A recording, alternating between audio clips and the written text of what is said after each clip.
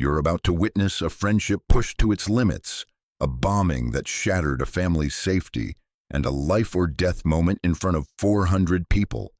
Loyalty, principle, and an impossible choice collide in the Audubon Ballroom the day Malcolm X met his end. And the man who tried to save him made a promise 3 days earlier. If you like stories like this, like and subscribe for more. February 20, 1965, Audubon Ballroom, Harlem. The hall thrummed with anticipation. Families in Sunday best, eager students, older women who had watched Malcolm rise from street hustler to orator, all gathered to hear his words. Amid the buzz, Bumpy Johnson moved quietly, easing against a marble pillar 10 feet from where Thomas Hagen waited in cold silence, shotgun hidden beneath his coat. Bumpy's .38 revolver rested against his ribs, finger poised. As the moderator introduced Malcolm X, Bumpy's gaze never wavered from Hagen's rigid form. A subtle distraction rippled across the audience. Someone cried out in the center section, "What are you doing with your hand in my pocket?" Heads swiveled. In that split second, Hagen rose, coat parting to reveal the sawed-off shotgun's deadly gleam. Bumpy drew his pistol. He could fire twice, take down both killers before they squeezed a trigger. But a small girl in a brown dress, white ribbons in her pigtails, had slipped from her father's lap and perched at the aisle's edge, directly in the shotgun's line of fire. If Bumpy pulled that trigger, her death was guaranteed. Malcolm X, center stage, raised a hand to still the clamor. Bumpy saw Malcolm turn his head, catch his eyes. For 2 eternal seconds, they locked gazes. Bumpy saw Malcolm register the weapon, the predicament, the child in danger. Then Malcolm shook his head gently and smiled, mouthing, "I die standing." The shotgun blast shattered the moment. Malcolm staggered backward, blood blooming on his dark suit. 2 more men surged forward, firing pistols. 16 bullets tore through his chest. He collapsed, and the ballroom erupted into screams and chaos. Hagen bolted for the exit, shotgun in hand. Something snapped inside Bumpy, a predator's calm replaced by lethal resolve. He dashed down the aisle, weaving past overturned chairs. At 15 feet, I tackled Hagen, sweeping his leg. The assassin pitched forward, face first onto the polished floor. The shotgun skittered from his grasp. Bumpy kicked it under chairs. Hagen rolled to his knees, hand darting for a pistol at his waist. Bumpy snatched his wrist, wrenching the revolver loose, but he didn't fire. Instead, he dragged Hagen upright and shoved him into the crowd. In an instant, 20 men descended on the stunned killer, pummeling him as Bumpy's low voice cut through the hysteria. "Don't let him breathe. Make him answer." Sirens wailed outside. Bumpy slipped away through a side exit into Harlem's labyrinth. 3 blocks later, he vanished as police flooded the ballroom, finding Hagen bloodied but alive, enough to talk, enough to rot. To understand why Bumpy arrived armed in that ballroom, rewind 3 days to Valentine's Day, 1965.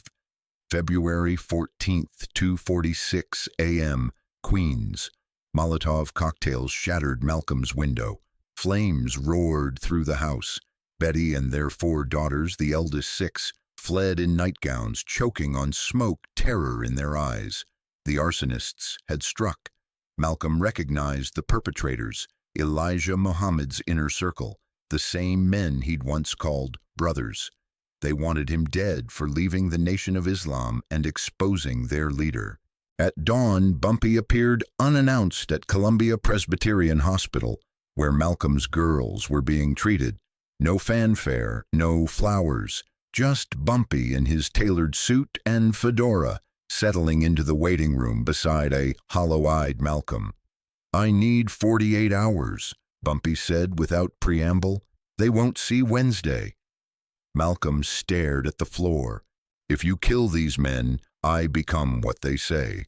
A hypocrite using violence like a gangster. I'll be alive but dead inside." Bumpy's eyes hardened. "This isn't theory. Your wife and kids nearly burned alive. You want me to stand by? Malcolm lifted a weary gaze. I've preached that violence begets violence. I can't betray that. My life's work, peaceful change, ends if I kill for myself. Bumpy nodded slowly, respect and frustration warring on his face. Then let me guard you, my men, armed, watching your back. Malcolm shook his head. You'll die doing that. I'll die clean, on my feet. Bumpy extended his hand. 3 days. That's all I ask. Malcolm clasped it. I won't change my mind. They released hands. Bumpy paused at the door.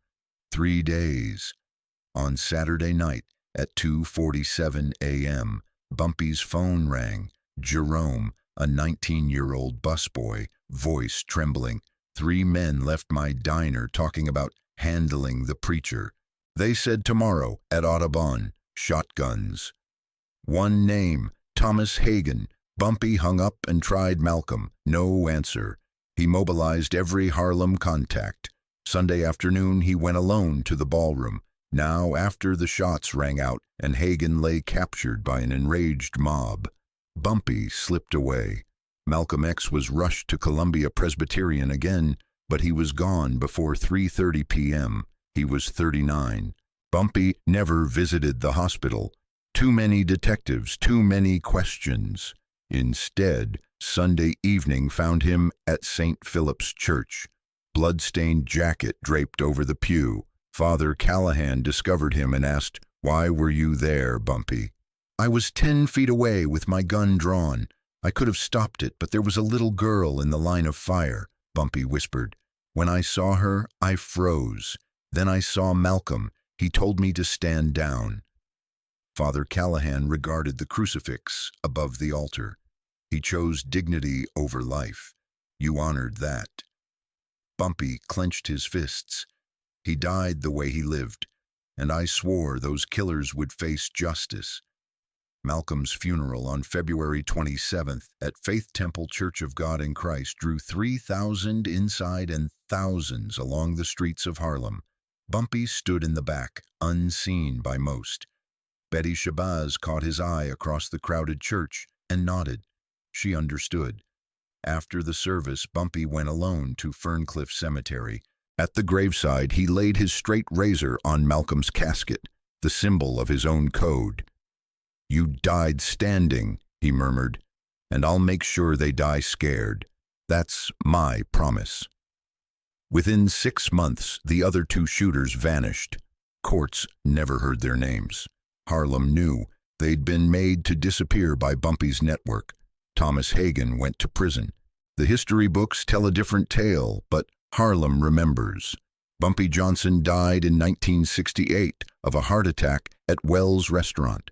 At his funeral, a friend said, his greatest act wasn't all the hits he pulled. It was February 20th, 1965, when he held his fire and let his friend die with honor. The bravest moment of his life.